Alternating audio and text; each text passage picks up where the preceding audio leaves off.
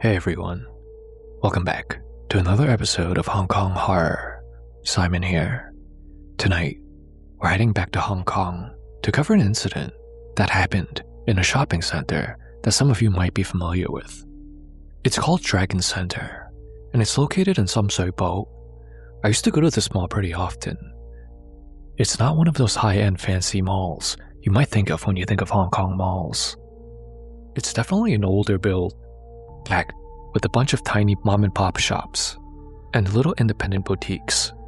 Structurally, the whole place is basically a massive hollow cylinder. 9 floors that circle like a ring, with an open atrium that drops straight down to the bottom. And at the very top, hanging over that dizzying drop, is an indoor roller coaster. It hasn't been running since 2003. Management shut it down due to safety and maintenance costs. So now, it just sits up there, catching dust, suspended over the mall. But for those of you who have been here, did you know about this mall's darker history? If you look out over the railings, you'll see safety nets at the edge of each floor. Most people assume they were installed to stop jumpers, but they weren't. They were originally put there to catch anything falling from the roller coaster. Over the years though, they've had to catch much heavier things. Because of that steep drop, the Dragon Center has seen a terrifying number of people ending their lives, and these nets don't cover everything. In July 2009, a 48-year-old man jumped from the 4th floor and didn't make it. In February 2010, a 41-year-old woman actually threw her 4-year-old daughter from the 7th floor during an argument. The little girl was caught by the net and survived. The mother jumped immediately after her and slipped through the center gap in the netting and died. In May 2017, a 47-year-old woman jumped from that same 7th floor. The force of her fall was so violent that she actually ripped right through the safety net, and she also died. These are just a few of the jumping incidents that took place here. There have been many more, and tonight's story takes place at this mall. This happened to a woman who worked there back in the early 2000s. Let's call her Mary. Mary worked the closing shifts at one of those little boutique clothing stores. After her story, as always, we'll break it down together from a Chinese cultural perspective and try to figure out what exactly happened here. So, let's turn down the lights, get comfortable, and let's dive right into this one. Back in the early 2000s, Mary was fresh out of high school. She wasn't exactly a star student. She barely graduated, if we're being honest. So she was just happy to land a steady job that would help her parents with the bills. She worked as a sales associate at this little boutique on one of the upper floors of the Dragon Center. She actually lived in Sham Shui Po, so the location was perfect for her. It was a super quick 10-minute walk from her home to the mall every day. The shop itself sold women's fashion. You know, whatever was trendy back then. The owner was completely hands-off and rarely even showed up, except to pick up the money once in a while, which meant that Mary was basically running the whole place by herself. She handled the day-to-day sales, the inventory, and even the closing shift. Dragon Center is more of a mall for locals. Because of that, most of her customers were regulars from the neighborhood. Mary had been working there long enough that she practically knew everyone else that worked there, on her floor at least. She knew the other shop girls, the stall owners, and she was very familiar with the cleaning staff. Like I mentioned before, the layout is just this tight ring of shops looking over the center drop. It creates this insulated little ecosystem. Everybody knew everybody. Which is exactly why, when the tragedy happened, it hit everybody in that building extra hard. There was one cleaner that Mary would always see at night. Let's call her Miss Chan. Miss Chan was assigned to Mary's floor, so she was always out there, working hard as Mary was closing up shop. She was an older woman, probably in her 60s. She always wore this faded blue cleaner's uniform, her hair pulled back in a tight, neat bun. Her face was full of wrinkles, but she always had this tired, gentle smile whenever she saw Mary. "Hey, Mary. Still here, huh? Working that overtime, I see." She'd always joke as she was sweeping the floors outside Mary's store. But Miss Chan had these eyes. Even though she would always smile and joke, Mary could tell that she had a rough life.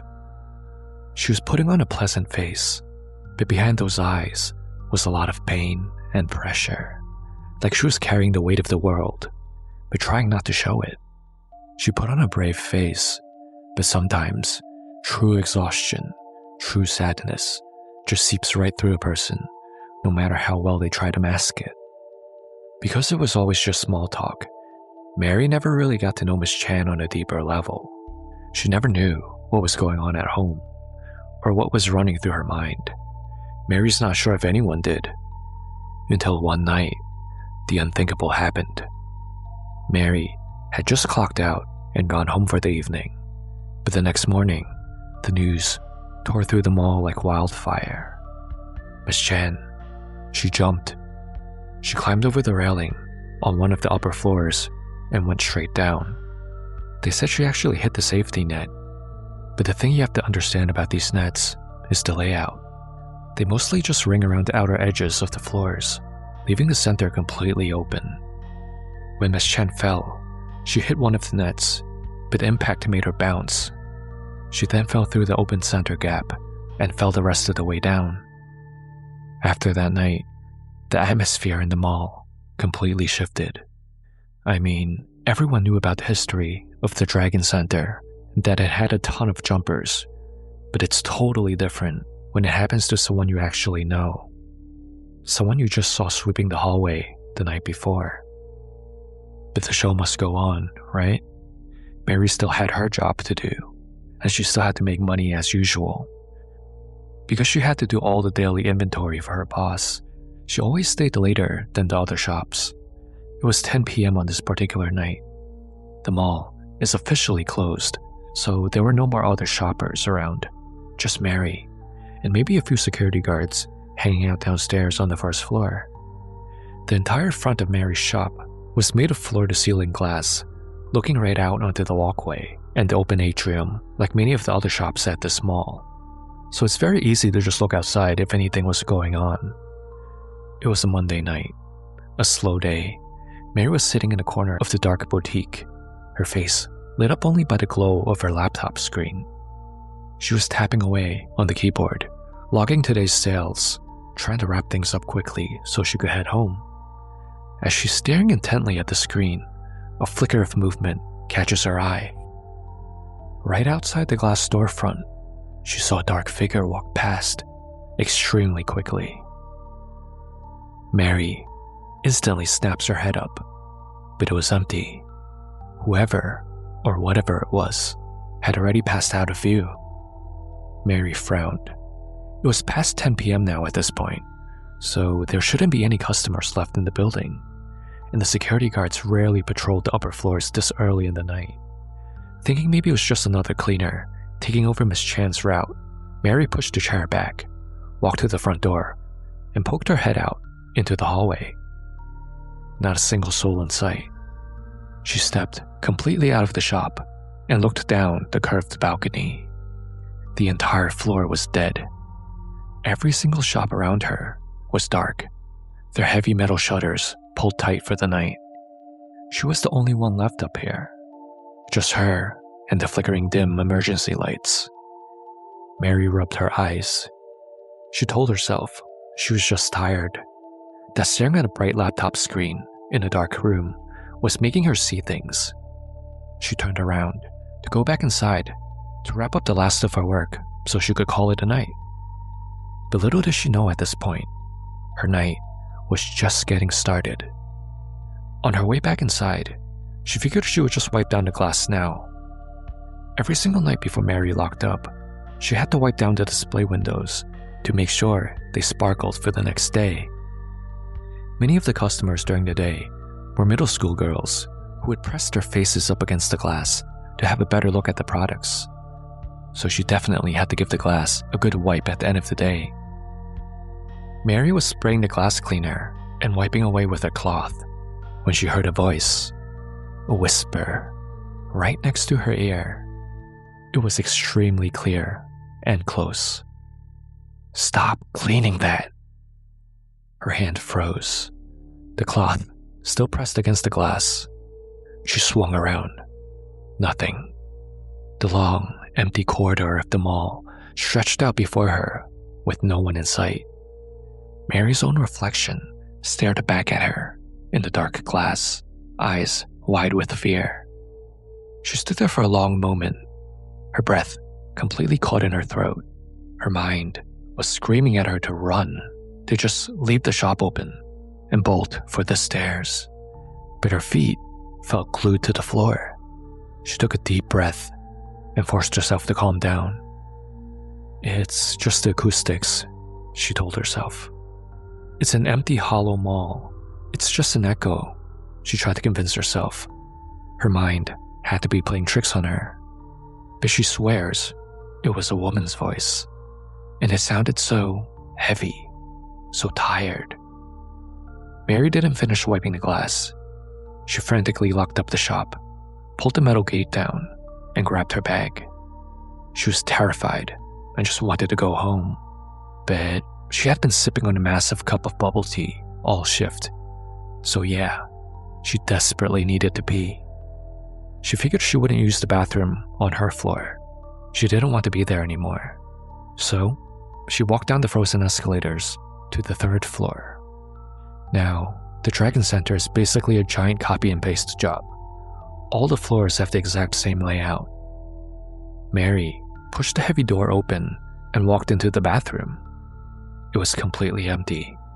The air smelled strongly of artificial pine disinfectant. The cleaners must have already cleaned this floor because it was nice and clean. She walked past the sinks and went into one of the middle stalls, locking the door behind her.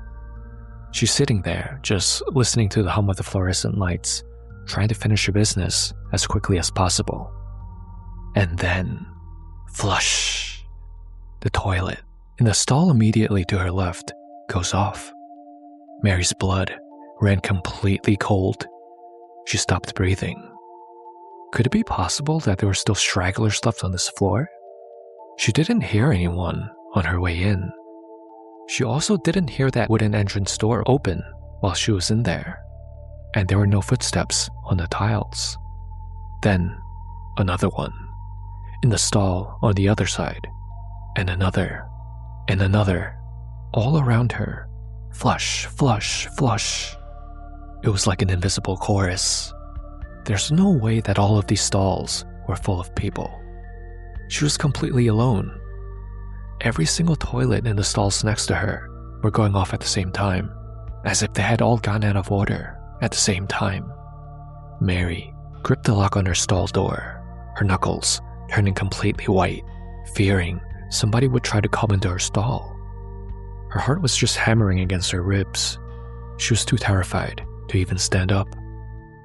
She stayed sitting there for what felt like an absolute eternity, just listening to the chaotic sound of those phantom flushes. And when they finally stopped, the dead, suffocating silence that followed was somehow even worse. Mary gathered every single ounce of courage she had left in her body. She reached out, slowly unlatching the metal lock, and pulled the door open. The bathroom was totally empty. It was just that long row of gleaming white sinks and the mirrors reflecting that sickly dim fluorescent light. Just to make sure she wasn't actually losing her mind, Mary forced herself to speak. Her voice was shaking. "I'm so sorry, but is there someone in here?" No reply. Nothing but the faint hum of the exhaust fan. Still, her mind was desperately trying to rationalize this. She thought maybe some teenagers were in here trying to prank her. So, she crept over to the stalls.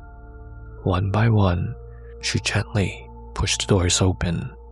She checked every single one. Nothing. They were all completely empty. Absolutely terrified now, Mary decided that she was going home right now. She turned her back to the stalls and started speedwalking toward the exit. But as she passed that long row of sinks, she made the mistake of looking up. In the reflection of the mirror, she saw her. Mary could see Miss Chan.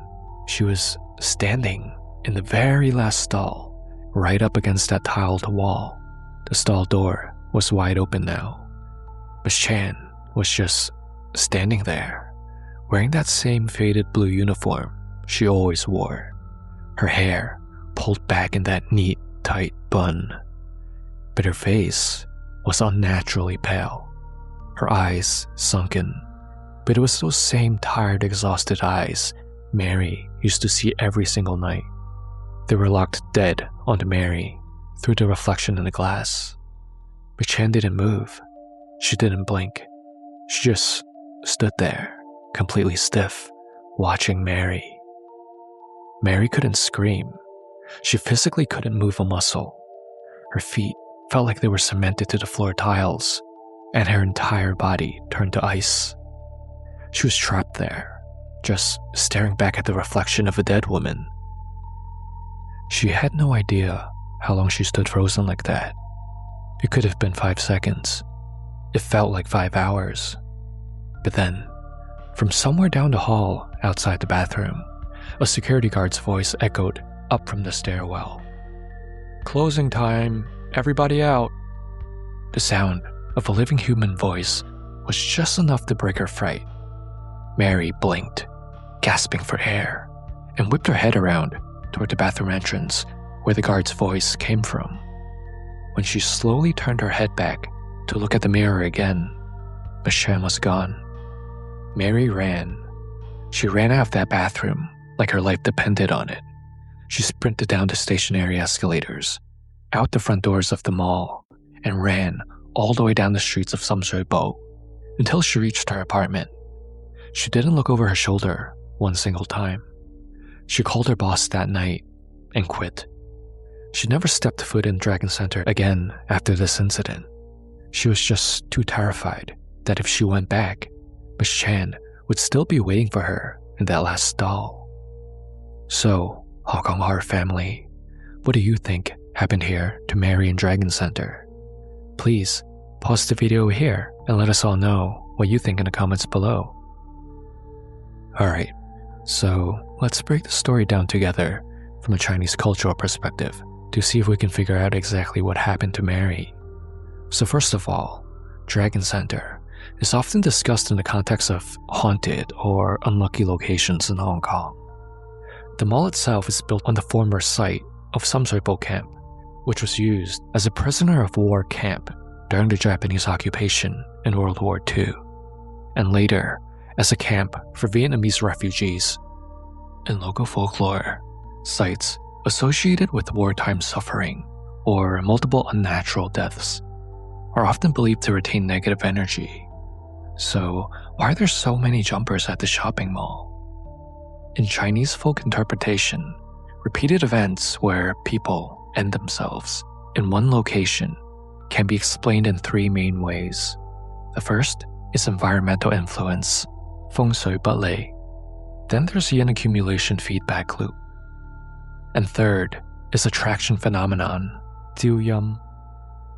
Let's talk about each of these on a deeper level. Environmental influence, feng shui bustling, is related to the building's structure itself. The building structure may create hei cheng dai cam, which means depressed energy field. The layout of Dragon Center itself, the circular atrium, and the massive downward shaft, visually and energetically emphasize falling. Energy constantly sinks downward. For someone emotionally unstable, this type of environment may amplify yum hei a yin, yin energy pressing on a person. This doesn't cause the person to end themselves, but culturally, it is believed to worsen existing despair. In Chinese feng shui and cosmology, every building structure generates an energy field. Hei cheng. A good structure should allow circulation, gradual flows, soft curves, and gentle rising movement. But when the structure constantly draws the eye and body downward, it creates what's described as hei cheng dai cam, a sunken or depressed energy field. Dragon Center is a prime example of this downward pull. Think about it. It's a 9-floor circular ring with a massive hollow center, with railings overlooking a steep vertical drop to the bottom. There's a huge roller coaster hanging above the ceiling like a suspended weight. Visually, your attention is always pulled downward. Energetically, this matters. In Feng Shui theory, the direction of energy movement affects our emotions. Upward moving energy, Xinghe, equates to motivation and vitality, while downward draining energy equates to fatigue, heaviness, and depletion. This constant downward shaft can be interpreted as a leaking or draining energy configuration that subtly chips away at you. Now, moving on to the second point, yin accumulation feedback loop. What do I mean by this? So, when someone dies violently in a location, naturally, yin energy increases. Yamhei Zanga. So what happens when this happens repeatedly in the same location? This place becomes a Joyamjide, a yin converging ground. This concept is one of the oldest and most quietly feared ideas. Unnatural deaths release unsettled energy from the deceased, which is heavy, emotionally charged, and unresolved. This energy does not immediately disperse. It will linger near the site of trauma. This is known as yuyam, residential yin. If proper rites, such as tudo, spirit crossing rites, or offerings are not conducted, the residual yin may remain attached to the ground, walls, and the structure itself around the spot of impact. Now, imagine that happening not just once, but repeatedly. When residual yin from multiple tragic and natural deaths gather in the same physical location, this area becomes what we call Joyamjide, a place where yin converges. Now, combine this concept with what we discussed in the first point about the Feng Shui regarding the structure. Dragon Center, a place that already structurally favors yin retention, combined with these repeated incidents of people dying unnatural deaths. This is how convergence begins. This brings us to the third point, attraction phenomenon, Ziyam. What exactly does this mean? This boils down to a simple concept. Yin gathers where yin is welcomed. Ziyam literally means to attract yin. So in plain English, this means attracting ghosts, drawing in wandering spirits, or opening oneself or a location to yin entities. But this doesn't mean summoning. When a place becomes saturated with yin energy and emotional residue, it begins to emit what is metaphorically described as a yin signal. In metaphysics, this is expressed as donghei sunkou. Like qi seeks like qi. A yin-heavy place becomes easier for yin entities to inhabit. In traditional cosmology, not all spirits immediately move on after death.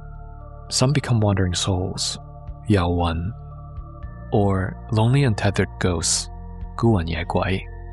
These are typically spirits who died violently, were not properly buried, received no ancestral rites, have unresolved emotional attachment, or they have no descendants to perform offerings. They're drawn to environments that feel energetically compatible, such as abandoned buildings, basements, hollow atriums, hospitals, or hotspots where people ended lives. These places feel familiar to unsettled yin entities. The place becomes spiritually hospitable. When a location crosses the threshold, once that convergence stabilizes into a field, something shifts. The site is no longer merely holding past tragedy. It begins to retain manifestations longer and heighten sensitivity in visitors. At this stage, some practitioners would quietly say that this place has begun Ziyam, not because someone performed a ritual, but because the energetic balance tipped too far toward yin. When a building repeatedly attracts wandering spirits, due to yin saturation, it may develop layers, not just one lingering soul, but overlapping presences. Over time, the location becomes a place where the boundary between yin and yang is really thin. 陰陽交界，薄弱之地. That doesn't mean ghosts are constantly visible, though. It means the probability increases, and sensitive individuals become the first to notice. I believe that Mary was able to see Miss Chan that night because it was the perfect combination of a bunch of external factors that made it the ideal situation for Miss Chan to be seen. It was late at night, Mary was alone. She was also emotionally shaken by Miss Chan's death. She was working late and tired, inside a building with accumulated yin. The scariest implication of Zuyam isn't that something evil moves in. It's that once a place becomes spiritually hospitable to wandering energy, it doesn't empty out easily. It stabilizes into that state. Thank you, Hong Kong Horror family, for making it all the way to the end of this video. I'll continue working hard to make more episodes for you all. Until we speak again next week, stay safe and good night.